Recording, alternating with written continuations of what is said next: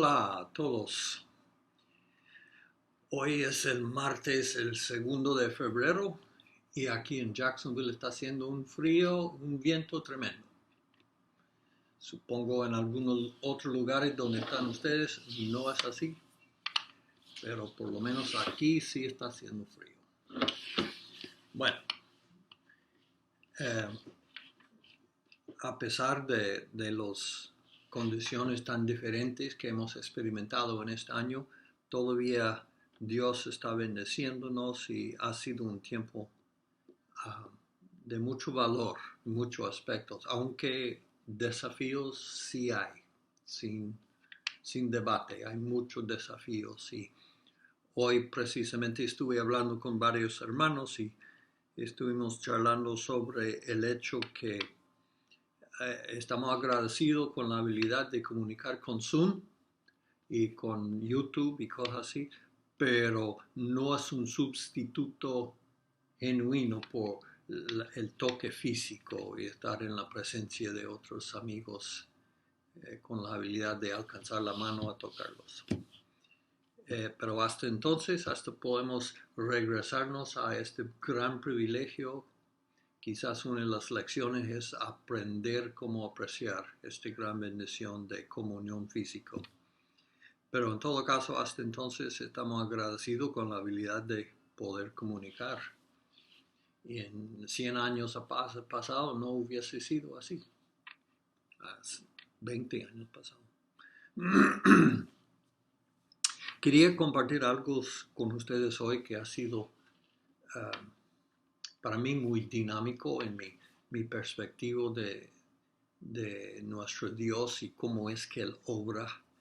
Me gusta estudiar las historias, especialmente que Dios nos ha dejado en tu palabra, porque estas historias nos enseñan muchas cosas a veces que ni doctrina fría nos puede enseñar, ni teoría, ni principios. Lo vemos en carne y sangre y nos impresiona mucho más profundo de solo un conocimiento frío. Entonces, vamos a hablar un poquito hoy sobre unos casos en el libro de Hechos. Pero quiero comenzar en hablar sobre lo que parece una contradicción. A veces Dios nos presenta con una visión, nos presenta con un sueño tan real que lo podemos saborear, lo podemos ver, anhelamos alcanzarlo, es tan real que casi lo podemos tocar, pero todavía no nos ha llegado, todavía nos presenta con esto y luego tenemos que, por la fe, combatir, resistir toda la evidencia que nos llega que parece lo contrario. Esa es una de las luchas de la fe y pensamos precisamente de Abraham y su historia porque en capítulo 12 hasta como 21, algo así. En Génesis la historia es básicamente Dios dando una promesa de una visión, de algo especial, dándolo a Abraham, y toda la evidencia en la vida indicaba otro resultado, otra conclusión. Porque Dios, cada vez que se llegaba a tener una experiencia, Abraham y Dios juntos, Dios le hablaba de la maravilla de las generaciones que iban a salir de sus lomos, de su descendencia tan gloriosa que iba a ser. Y Abraham llega después de 25 años de esto, Abraham llega a un punto, sí, qué bueno, gracias Señor, pero mire, no tengo ni un hijo. Se encuentra en este espacio de contradicción, donde la promesa de Dios está tan real, pero evidencias no hay. Y ahí tenemos que, es como encontrarnos con una barrera, una pared. y ahí quedamos, golpeándolo. ¿Y qué hacemos en estas situaciones? Porque en el caso de Abraham era 25 años, y 25 años es un tiempito, pero se mantuvo firme y en fin realizó lo que era visión, promesa, lo que era realidad en los cielos llegó a ser realidad en la tierra también. Entonces, en un sentido, yo creo que todos nosotros en la iglesia estamos en esta situación donde en nuestros corazones, en el interior más profundo de nosotros, Dios ha sembrado alguna forma de una visión de lo que puede ser la iglesia. No lo que se ve hoy en día, lejos de esto, pero lo que se puede ser. Y es hermoso, es algo hermoso, es algo especial que esta tierra jamás había visto. Solo hemos visto los fingidos, las ideas de hombres vestidos como una iglesia. No hemos visto la iglesia verdadera y se mantiene como una promesa profunda en nuestros corazones. Una canción casi no se escucha, pero está ahí. La melodía todavía está ahí. Y luego tenemos que enfrentarnos con todo lo contrario, con todo lo que se hace la humanidad en forma y en nombre de iglesia hoy en día. Es una tristeza increíble. Sin embargo, no hace inválido lo que Él ha sembrado en nuestros espíritus. Y son en estos tiempos que necesitamos realmente la fe de este Abraham, que puede abrazar esta cosa y negar todo lo que viene al contrario y aferrarnos. Y entonces el tema del libro de Hechos, que quizás no parece como coordina con eso, pero el tema del libro de Hechos, claro, la letra grande es esto: vino el Espíritu Santo, cayó el Espíritu sobre la carne y transformó la humanidad, transformó hombres, mujeres, niños. Este gran poder del Espíritu Santo, un pescador temeroso que mentía en un momento llega a ser una luz penetrante, sin temor, iluminando a los corazones oscuros de fariseos sin temor, este Pedro. Y todo esto viene del poder de cuando este Espíritu de Dios cayó en el día de Pentecostés, en el aposento alto. Pero el Espíritu no vino, Jesús no bautizó a sus discípulos en este gran Espíritu de Dios. No los bautizó con el propósito solo de alumbrar y solo de impartir dones y poder y transformar temerosos en valientes, y todo está incluido, pero no es el propósito. El propósito instantáneo de Dios en bautizar esos discípulos, esos temerosos escondidos en el aposento alto, los inundó en poder con un tema, con un plan. Y el plan era sacarles de una religión. Sacarles de una religión. Ahora, estaba pensando, y es una definición muy sencilla, pero estaba pensando esta mañana, la religión es lo que Dios hizo ayer. Lo que Dios hizo ayer. Dios pone mucho énfasis sobre el de hoy, todo el tema del maná.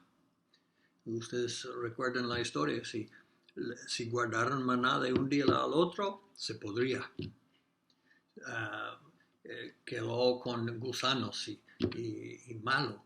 Entonces, es para enseñarnos Dios que lo que Él hizo ayer llega a ser la trampa de religión. No es decir que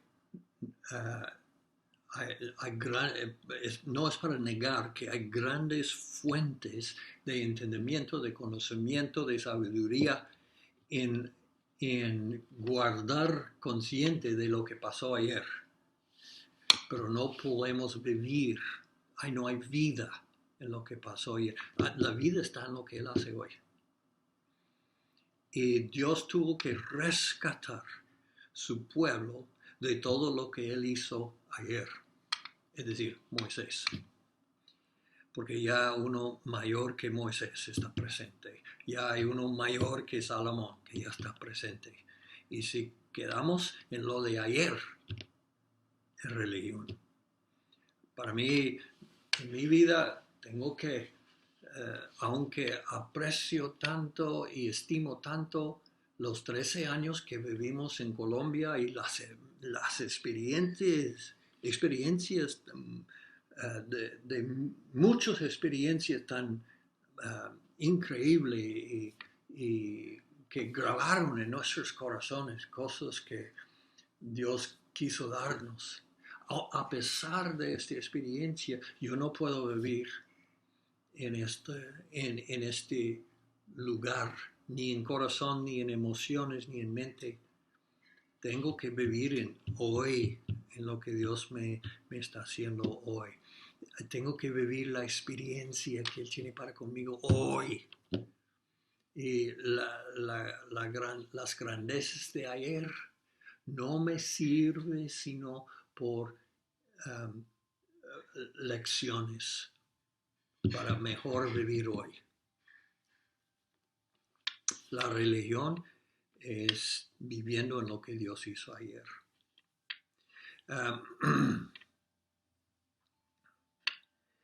Y este era en el libro de Hechos es una gran lucha. No había leído este libro de principio a fin en un par de años, por lo menos, yo creo. Y lo estoy viendo en una manera totalmente diferente. Estoy viéndolo con lentes puestos diferentes en este sentido de leerlo con simplemente.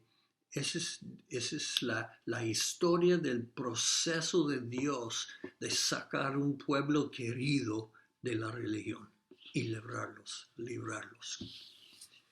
Entonces, el gran problema era que, claro, había oposición a la idea de que Jesús era el Mesías, pero poco a poco iba después de su muerte y de ser resucitado, llegó, no se podía dejar, luz comenzó a regarse y nada lo podía apagar.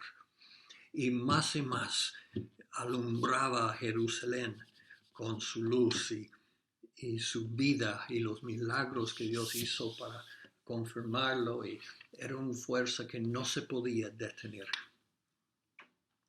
Pero a causa de esto, dice, a ver si yo creo que tengo, en Hechos 6, 7, dice, la palabra de Dios crecía y el número de los discípulos se multiplicaba en gran manera en Jerusalén y muchos de los sacerdotes obedecían a la fe.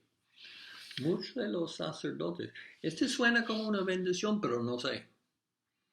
Por lo menos era una bendición mezclada, porque el hecho de mucho de lo que era la guardia vieja, podemos decir, entrándose en este gran movimiento, se trajeron levadura de su religión. Y llegó a un punto donde el tema era, este tema llegó a ser un conflicto grandísimo cuando Dios comenzó a tocar a los gentiles, a las naciones, como dice la Biblia. Comienza a tocar este pueblo que antes estimado como inmundo, sucio, intocable. Y cuando Dios comenzó a tocar a esta gente y traerlos, el gran desafío era qué hacemos con esta gente ineducado y que no conocen a Dios, que no están circuncidados, que comen cosas raras, y qué hacemos con él. Y llegó a ser la idea que Dios, es obvio que Dios está tocando a los gentiles, pero tienen que entrar por la puerta de la sinagoga. Si quieren entrar en esta vida, es por entrar la puerta de la sinagoga. Es decir, tuvieron que pasar por medio de los ritos y las costumbres de la gente debajo de la ley. Esta era la idea. Es decir, que pueden participar en esta vida, pero solo vestidos como judíos. Y entonces Dios tuvo dos propósitos que está haciendo por todo el libro de Hechos. Uno, rescatar tu pueblo de la religión de lo que Dios hizo ayer. Número dos, proteger los que no estuvieron involucrados en lo de ayer, protegerles de no caer en esta misma trampa. Es decir, rescatar a los judíos de su religión, proteger a los gentiles de esta religión. Porque Dios no estaba haciendo la ley número 2. Este no era el segundo volumen de la ley. Este era algo totalmente diferente y distinto. Un cristiano no es un judío completo. No.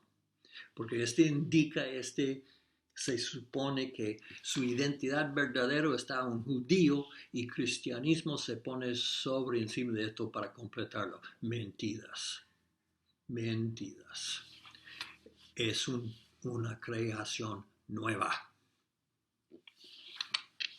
Bueno, es uno de los puntos que me hace encender la sangre, lo confieso. Entonces, la historia de cómo llegó a ser para decir, la única esperanza de rescatar los judíos de su religión de ayer y proteger los gentiles de no caer en ese trampa, la única respuesta era el poder del Espíritu Santo. Esa era la única esperanza. Entonces Dios, moviendo poderoso en su espíritu, haciendo cosas más. Y el libro de Hechos nos dice de varios instantes de ejemplos del Espíritu Santo moviendo. Y había mucho más, estoy convencido, mucho más milagros y grandes cosas que hizo Dios. Pero Él limita el texto solo a los puntos mayores para que no perdimos la meta, la dirección, el destino de Dios de librar a esta gente de su religión y proteger a los otros de lo mismo. Entonces, lo que está incluido en el récord aquí en Hechos son puntos que sobresalen para enseñar esta gran liberación de la religión. Entonces, y la gente, como la gente de Dios siempre somos, están lentos para aprender. ¿Cuántos pueden decir, soy lento para aprender las cosas de Dios? Es así. Y entonces Dios comenzó de invadir, digamos, o establecerse donde sembrar el pie antes de ir a la guerra de completo. Él tuvo que establecerse un lugar para sembrar tu pie y alistar esta gran guerra, este gran avance para rescatar su gente. Y una de las primeras que fue difícil para la gente entender es en la historia de Felipe. Este se sucede en el capítulo, el récord está en el capítulo 8 de Hechos.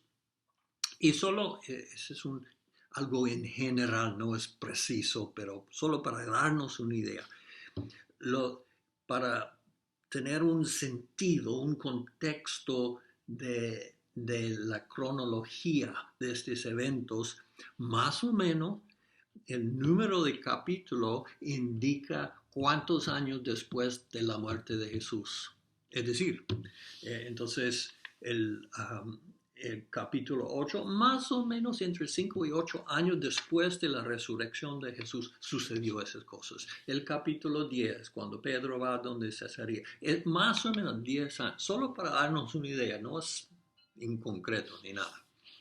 Bueno, entonces Felipe está en Hechos 8 y en aquel tiempo había como una persecución que se levantó en Jerusalén y hizo que muchos cristianos de ahí huyeron.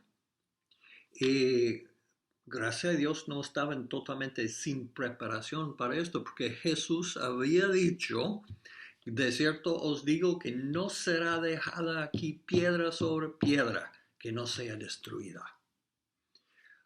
Cuando el Salvador viene y da una profecía y prende el reloj, él dice: todo esto va a suceder en esta generación. A pesar de muchos teólogos de hoy en día quieren traerlo a nuestra generación, no era así, era para aquella generación. Y cuando el Señor prende el reloj, quedó pendiente en los corazones de la gente. No había persona cristiana que no creía esta profecía, que estaban anticipando. ¿Cuándo sería esto? ¿Cuándo sería esto? Y dice que cada vez que los discípulos estaban con Jesús después de su resurrección, preguntaron sobre esto: ¿cuándo van a venir? ¿Cuándo nos van a librar de los romanos? ¿Cuándo va a establecer su reino? En su ignorancia, pensando que todavía era un reino físico, militar, político. Hoy en día hay muchos cristianos todavía con esta mentalidad. Lástima. Entonces, había esta profecía que iba a haber mucha destrucción. Entonces, muchos cristianos estaban pendientes de este gran peligro y huyeron. Y uno de ellos era Felipe, que era un diácono. Cuando llega a Samaria, Samaria, por su historia, era la religión que antes hubo como los 10 tribus de Israel. Israel dividido en dos: Judá y Israel. Judá era Judá y Benjamín, y luego Israel era los 10 tribus, los otros tribus.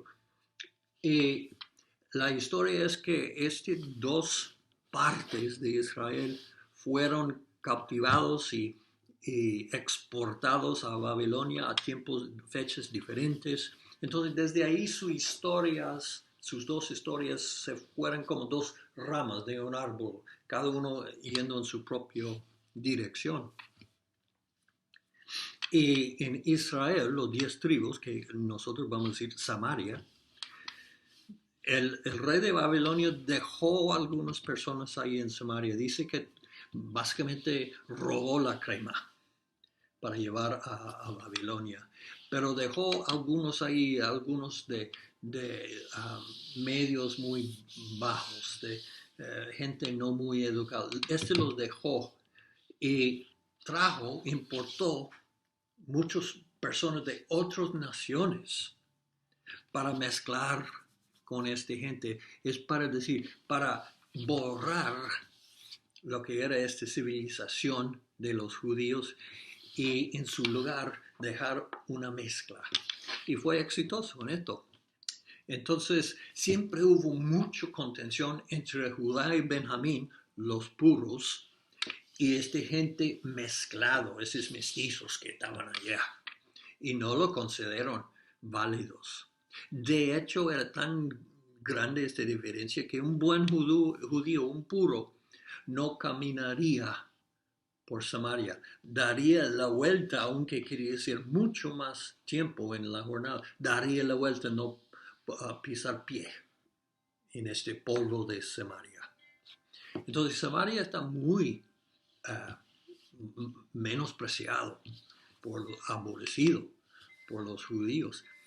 Y el hecho que se fue Felipe ahí, no nos dice mucho detalle, pero sabemos el principio que de la abundancia del corazón habla boca. Y qué otra abundancia había más grande de esta abundancia del Espíritu Santo en sus vidas.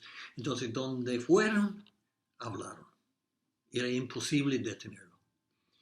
Y cuando Felipe comenzó de hablar a los samaritanos, los medios, cuando él comenzó de hablar, Dios vino para confirmar con poder, con milagros. Hasta entonces, más o menos, solo los apóstoles están haciendo milagros y todo, pero ya el récord muestra que había un gran movimiento del Espíritu, la ciudad en total tocado por Dios y los milagros. Era todo lo que hablaban la gente. Entonces, cuando esa noticia llega a Jerusalén, que Dios había invadido a Samaria por medio de Felipe, decidieron que los jefes tuvieron que ver esto. Entonces enviaron Pedro y Juan para averiguar esta gran cosa. Y cuando lleguen ahí, se dan cuenta que era la verdad. La verdad. Y el único quizás que les dio pensamiento era, sí, había grandes milagros, sanidades, liberaciones, etc., pero no vieron que algunos de ahí habían recibido el Espíritu Santo. Y este sería como el sello. Entonces, quién sabe si tuvieron confianza que Dios iba a hacer esto o era como un acechance para ver. Pero en fin, se pusieron manos sobre algunos de esos samaritanos y ¡pum! Sí, llegó el Espíritu Santo como en el principio. Y tuvieron el efecto de callar las bocas, que es obvio que Dios había sellado, aceptado gente, medio gente. Pero tuvieron como su base todavía como Abraham y todo esto, y la circuncisión, y tuvieron todas esas costumbres, ritos igualitos. Entonces, aunque era un poco escandaloso que esas medio personas, medio hijos de Dios podían entrar, bueno, por lo menos están circuncidados, creen en la profeta, creen en Moisés, creen en etcétera, etcétera. Pero sucedió otra cosa. Y un par de años después, resulta toda esta historia de Pedro, cuando Dios lo mandó a Cesarea. Y Cesarea, espero que estoy pronunciando lo correcto en español, Cesarea era la ciudad más romano en toda esta región mediterránea. Más romano. Era el sede de todo el poder militar. Era el sede de todo lo que aborrecían los judíos, lo que vieron como los opresores. Este era el sede, este era el nido de lo aborrecido. Y Dios envía ningún otro de Pedro para ir y presentar la historia de Jesús a un soldado. Es la persona más aborrecida por los judíos. Y Dios envía a Pedro por medio del sueño, la visión, por medio de este gran milagro de Dios enviando, tuvo Cornelio en esta mano y Pedro en esta mano y los hizo unir. Y Pedro, sabiendo que él está tocando como dinamita aquí, si rumores llegan a Jerusalén que él entró casa de un gentil, y no solo de un gentil, de un soldado romano, entró casa y comió con ellos, eso es imperdonable. Sí, sino que había un problema. Pedro, convencido que Dios le estaba enviando, no sabía toda la historia, pero tuvo suficiente coraje para ir a ver, descubrir qué Dios quiso hacer. Llega ahí y encuentra una gente humilde, hambrientos, rogando que compartiera todo lo que podría. Entonces él, hablando de Jesús, no había ni siquiera mencionado el Espíritu Santo cuando acabó. Imagino las caras asombrados de Pedro y sus amigos cuando ven a esta gente hablando en lenguas, levantando las manos, bailando.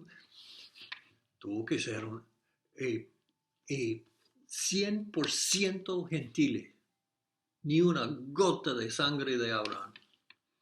Y ahí están. Este tuvo que ser como un wow. Había la historia en 1840. Había un barco especial que se llama HMS, que era parte del naval británica, Challenger, desafiador. Y era un barco equipado para explorar la mar. Y tuvieron la creencia en estos días que más abajo, más profundo de 150 metros, era científicamente imposible que cualquier cosa viva sobreviva ahí. Que la presión y la oscuridad era demasiado. Bueno. Un momento, voy a echar la gata. Diga adiós.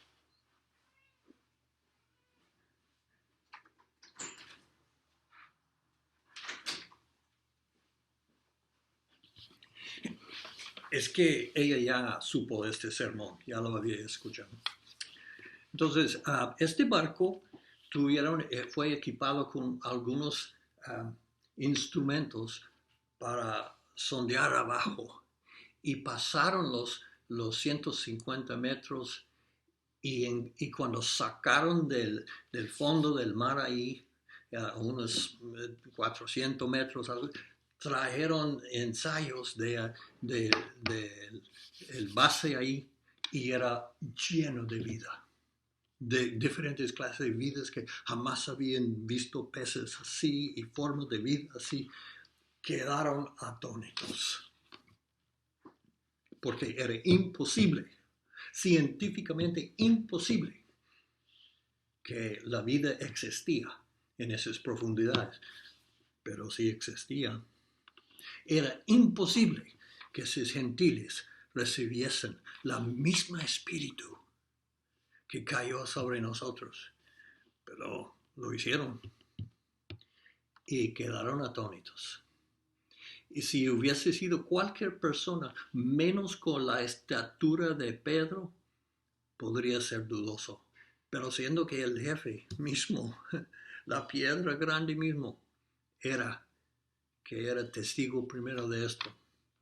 Entonces causó mucho inquietud. Y los líderes de Jerusalén estaban escandalizados cuando llegaron los rumores. Ustedes saben cómo son los rumores. Que Pedro ni solo había entrado a casa de un gentil, un soldado, pero comió con ellos. Comió. ¡Qué pecado! Pero cuando todos los compañeros de Pedro y junto con Pedro dieron testimonio a ellos, que cayó el Espíritu en gran poder. Y los demás diciendo, así fue, así fue. Y Pedro dice, ¿qué puedo hacer yo para resistir a Dios? Entonces, habían esos dos eventos. Había el evento de Filipi en Samaria, donde Dios salió de sus linderos. Y ese otro evento en Cesarea, donde Dios completamente abandonó los linderos, las fronteras, y se regó donde jamás pensaban que iba a ser. Les dejó un poco inquietos, porque Dios no estaba portándose bien. Y qué iban a hacer con esas ideas. Pero a pesar de esas dos cosas, había una tercera cosa que era aún más fuerte. Más fuerte. Escúcheme bien. Voy a leer una porción de Hechos 11, comenzando con 19. Ahora bien, los que habían sido esparcidos a causa de la persecución que sobrevino cuando la muerte de Esteban, llegaron hasta Fenicia, Chipre y Antioquía, no hablando la palabra a nadie, sino solo a los judíos. Pero había algunos de ellos, hombres de Chipre y de Cirene, los cuales al llegar a Antioquía hablaban también a los griegos, predicando al Señor Jesús. Y la mano del Señor estaba con ellos, y gran número que creyó se convirtió al Señor. Y la noticia de esto llegó a los oídos de la iglesia de Jerusalén. Enviaron a Bernabé a Antioquía, el cual cuando vino y vio la gracia de Dios, se regocijó y animaba a todos para que con corazón firme permanecieron fieles al Señor.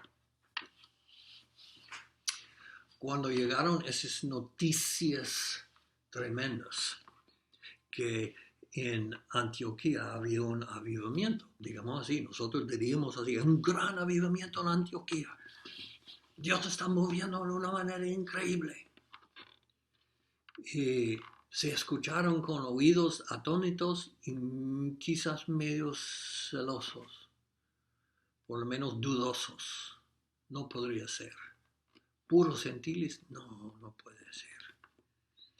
Pero ¿quién llevó las noticias? No tenemos los nombres. La Biblia no nos da los nombres. Solo algunos de Chipre. Algunos huyéndose de esta persecución. Ni nos da los nombres. No eran famosos. No era un Pedro. Fueron nadies. Y Dios usó los nadies en gran manera. Y regó como un fuego en el viento. En campo seco. El fuego quemaba tremendamente. Y sintieron el calor en Jerusalén.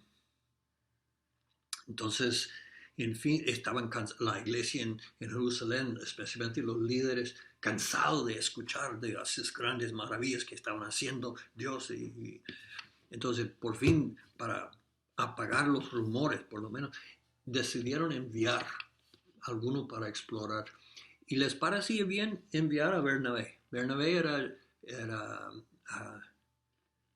era de Chipre y era hombre, lo que dicen su nombre, hijo de consolación. Es decir, un hombre apacible, un hombre callado, sabio, tierno, paciente. Y les parecía bien enviar uno de su propia gente de Chipre y uno de y era obvio que Bernabé era entregado de total, había vendido todos sus bienes para dar a otros y era un hombre estimado, no era, en este tiempo no lo dicen como apóstol, pero pensaron que era un buen representante para enviar y sacar un reporte de qué estaba pasando ahí. Entonces, esta gente habían ido de la persecución, como siempre muchas veces sucede, pero en el camino, como hemos hablado, de la abundancia de su corazón, hablaron sobre la razón. ¿Por qué están huyendo de su tierra? Pues déjame contarte. Y comienzan a contar la razón y hablando, dando testimonio de Jesús y esta vida. Y Dios obviamente presente en su Espíritu Santo para tocar corazones y cambiar vidas. Estos son como instintos de un renacido. No había doctrinas diciéndoles que hacerlo, no había permisión para hacerlo, no había consejo apostólico para hacerlo, pero su instinto de renacido les hablaba a la gente sobre Jesús. Me recuerdo una vez Dosh y yo estuvimos recién nacidos, hablo de un mes, y estuvimos asistiendo a una iglesia bautista porque mi dentista me había hablado muchas veces de Jesús y me animaba de venir él enseñaba una clase dominical y me invitó varias veces, y cuando yo recibí al Señor yo apreciaba que Él había sido tan fiel para hablarme de Jesús, aunque yo no tuve oídos para oír en este instante. Entonces, después de ser renacido, yo pensaba, voy a visitar a este hombre porque era fiel para decirme, aun cuando yo no prestaba atención. Entonces, Doshio comenzó a asistir su clase dominical y nos gustó porque era un buen maestro de la Biblia, etc. Y me recuerdo, una vez, él dijo, alguno tiene un testimonio de lo que Dios está haciendo. Y Doshio y yo también estuvimos asistiendo a una iglesia en el centro. Era una iglesia de jóvenes y no era ni forma de una iglesia, era un movimiento del Espíritu en el centro de la ciudad. Y ahí habíamos recibido el bautismo del Espíritu Santo y estábamos gozosos sobre esto. Y sin entender, nosotros alzamos la mano y decir, sí, queremos decir que este fin de semana nosotros recibimos el bautismo del Espíritu Santo hablando en lenguas.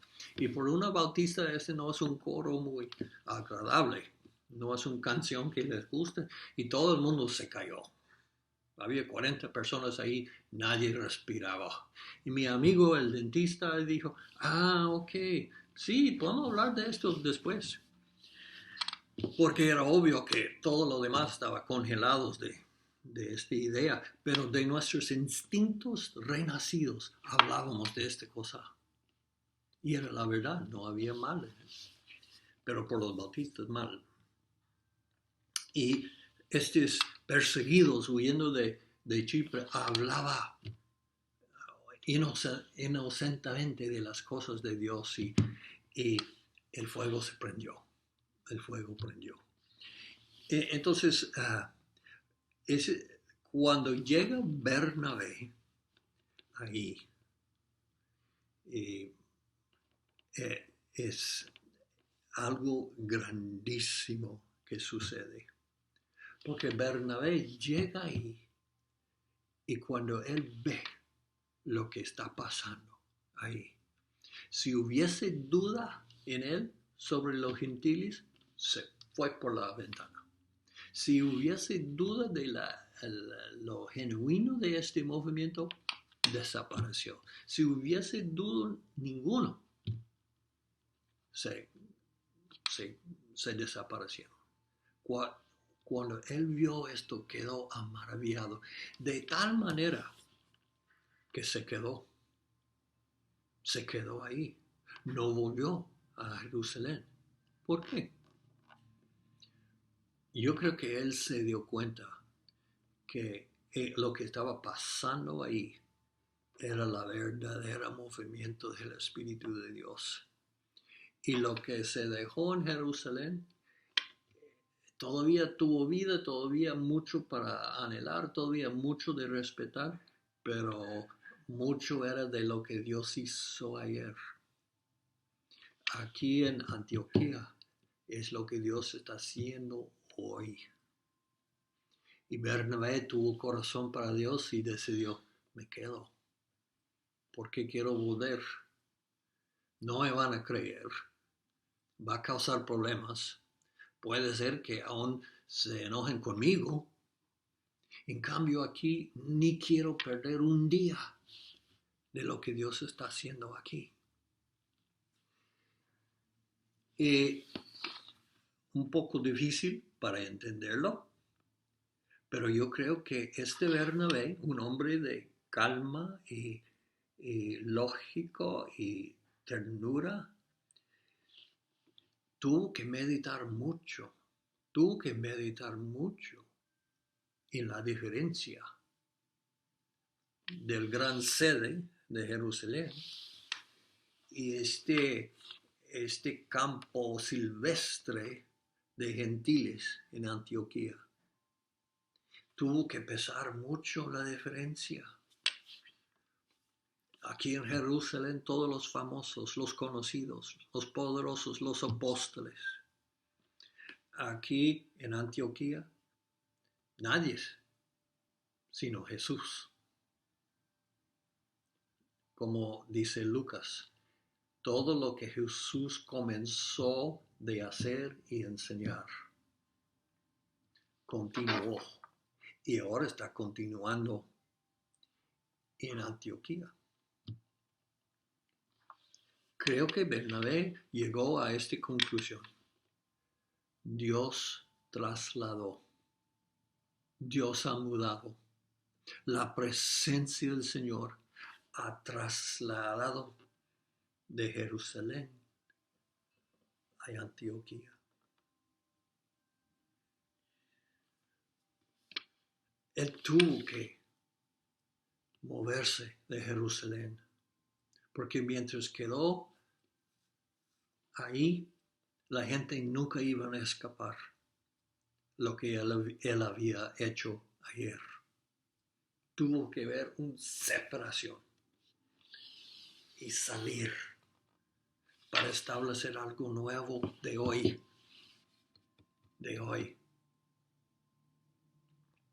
Creo que Bernabé se dio cuenta de esto y se encontró más fácil solo quedar ahí y no perder ni un momento de lo que el Espíritu estaba haciendo. Tuve mucho más para compartir, pero ya el tiempo nos ha pasado. Quizás volvemos a hablar de esto. Pero es grandísimo que este nube de la Shekinah, de la presencia de Dios, una noche, cuando sea, se levantó de Jerusalén y comenzó a viajar hacia el norte para llegar a Antioquía. Y el problema era la guardia, los mayordomos de la presencia de Dios, de esta gran religión de Jesús, la guardia, no se dieron cuenta la mayoría. No se dieron cuenta. ¿Cómo puede ser Dios a menos que se entren por la puerta de la sinagoga? No habían captado este gran entendimiento de Dios, que Él no va a ser prisionero a lo que Él había hecho ayer. Él está activo hoy. Ok, lo dejamos ahí y quizás en días futuros podemos agregar un poquito más sobre este tema. Les deseo la bendición de Dios en sus vidas. Deseo paz y tranquilidad en estos tiempos muy difíciles, que mucha gente está sufriendo emocionalmente y es una guerra en contra de las almas. Y los cristianos no están exentos, no están dejados afuera de esta batalla. Yo conozco muchos que están luchando grandemente. He sentido las olas golpeando mi propio corazón.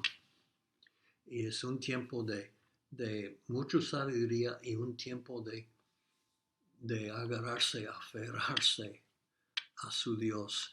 La próxima vez hablaremos de lo que es este gran hecho de aferrarse a Dios, porque tuve una experiencia muy interesante y una ilustración muy interesante. Bueno, Dios le bendiga y hasta el próximo vez.